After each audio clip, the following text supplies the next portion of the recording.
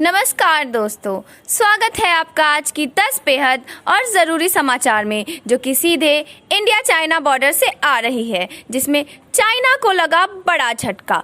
भारतीय सेना ने बड़ा कदम उठाते हुए चीन को पीछे खदेड़ दिया। जी हाँ दोस्तों, एक एक करके हर खबर के बारे में आपको बताएंगे, लेकिन उससे पहले अगर आप भी पीएम मोदी और देश के सेना के साथ खड़े हैं तो आप अभी इस वीडियो को लाइक कीजिए, फ्री में सब्सक्राइब करके घंटी बजाइए, कमेंट में लिखिए जय हिंद।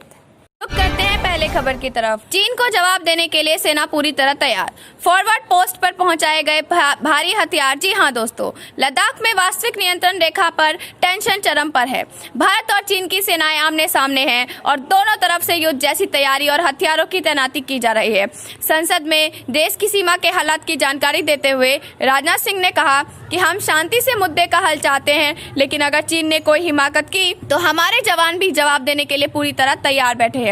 ऐसे में यह जानना जरूरी है कि चीन की किसी भी साजिश के खिलाफ भारतीय सेना की तैयारी कितनी मुकम्मल है। जहां ऑक्सीजन की कमी है, वहां शून्य से भी कम तापमान पर भारतीय सैनिक उत्साह के साथ चीन के खिलाफ डटे हुए हैं। एलएसी पर हम चुनौती से निपटने के लिए सेना पूरी तरह तैयार है। लद्दाख में एलएसी की फॉरवर्ड पोस्ट पर भारतीय सेना ने युद्ध जैसे हालात के लिए भी पूरी तैयारी कर ली है। C-70 ट्रांसपोर्ट एयरक्राफ्ट से सेना के हथियार और रसद पहुंचाए जा रहे हैं। भारतीय वायुसेना के C-70 ट्रांसफर एयरक्राफ्ट लगातार उड़ान भर रहे हैं और एलएसी की फॉरवर्ड पोस्ट पर सामान की सप्लाई कर रहे हैं। कड़ाके की ठंड के दौरान इस्तेमाल में लाई जाने वाली डिवाइस -50 डिग्री सेल्सियस तापमान और 40 किलोमीटर प्रति घंटे की रफ्तार से चल रही हवा का मुकाबला करने के लिए थर्मल इंसुलेशन वाले कपड़े सैनिकों तक पहुंचाए गए हैं। इसके साथ ही युद्ध की स्थिति में सैनिकों को खाने पीने की गई कोई कमी ना हो, इसके भी इंतजाम किए गए हैं।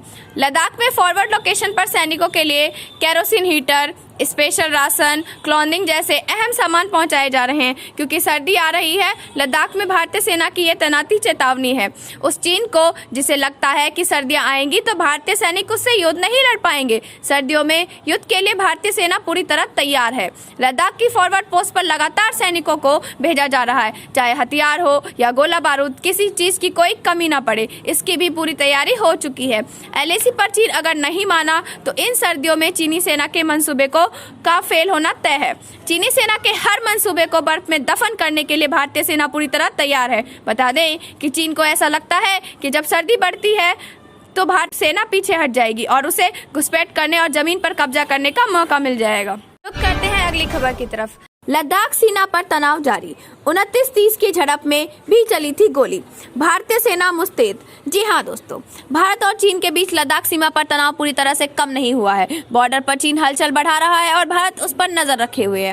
पैंगोंग बैंक में जब भारतीय सेना ने साउथ बैंक इलाके में अपनी मौजूदगी बढ़ाई तो चीन ने नॉर्थ बैंक पर हलचल तेज कर दी, लेकिन वो किसी भी तरह की चाल चलने में सफल नहीं हो सका। सेना ने अफसरों की माने तो 7-8 सितंबर के बीच भारतीय सेना ने अब साउथ बैंक से लेकर नॉर्थ बैंक तक अपनी मौजूदगी को बढ़ा दिया है। चीन की पीपुल्स लिबरेशन आर्मी ने कई इलाकों में भारतीय पोजीशन में घुसपैठ की कोशिश की। इस दौरान उन्हें रोकने की कोशिश की गई। इस दौरान कुछ वार्निंग शॉट भी दागे गए। सूत्रों के मुताबिक 29 से 31 अगस्त के बीच जो झड़प और घुसपैठ की कोशिश हुई थी, तब भी पैंगोंग लेक के दक्षिण छोर पर फायरिंग हुई थी। तब भारतीय सेना ने चीन को घुसपैठ करने से रोका था। तब भी हालांकि वार्निंग शॉट ही थे।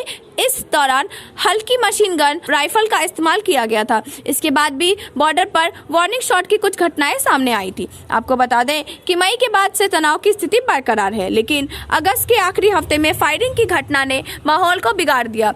मंगलवार को ही लोकसभा में राजनाथ सिंह ने इस पूरे मसले पर बयान दिया था, जिसमें उन्होंने कहा था कि चीन ने समझौते का उल्लंघन करते हुए सीमा पर जवानों की संख्या को बढ़ाया है। रक्षा मंत्री राजनाथ सिंह ने बयान में कहा, भारत इस मामले को शांति और बातचीत के जरिए सुलझाना चाहता है, लेकिन भारत की सेनाएं किसी भी परिस्थिति के लिए तैयार है। राजनाथ की ओर से कहा गया कि चीन ने बार बार समझौते का उल्लंघन किया है। बता दें कि भारतीय सेनाओं ने लॉन्ग हॉल की तैयारी कर ली है और अब सीमा पर सर्दियों के लिए सामान जुटा रहे हैं। लगातार टेंट, कपड़े और राशन को सीमा पर भेजा जा रहा है ताकि बर्फबारी से पहले सारी व्यवस्था कर ली जाए। करते हैं अगली खबर की तरफ। मोदी सरकार ने दिए संकेत, एलएसी को लेकर बंद कमरे में हो सकती है विपक्षी नेताओं के साथ बातचीत। जी हाँ दोस्तों, राष्ट्रीय जनतांत्रिक गठबंधन सरकार ने कुछ विपक्षी नेताओं को संकेत दिए हैं कि भारत चीन सीमा स्थिति पर एक बंद दरवाजे की बैठक पर विचार किया जा सकता है।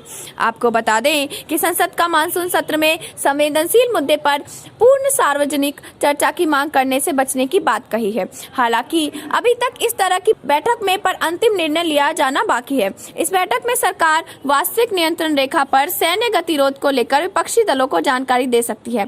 वार्ता में शामिल अधिकारियों ने कहा, हालांकि सरकार ने अभी तक सभी विपक्षी दलों से संपर्क नहीं किया है। एक अधिकारी ने यह जानकारी दी है, प्रस्ताव के अनुसार सरकार संसद में इस मुद्दे पर चर्चा नहीं करना चाहती है। रक्षा मंत्रालय स्थिति को सामान्य करने के प्रयासों पर बंद कमरे में अलग अलग दलों के नेताओं को संक्षिप्त विवरण दे सकता है। इस दौरान उनके सवालों का जवाब देने की भी कोशिश की जाएगी।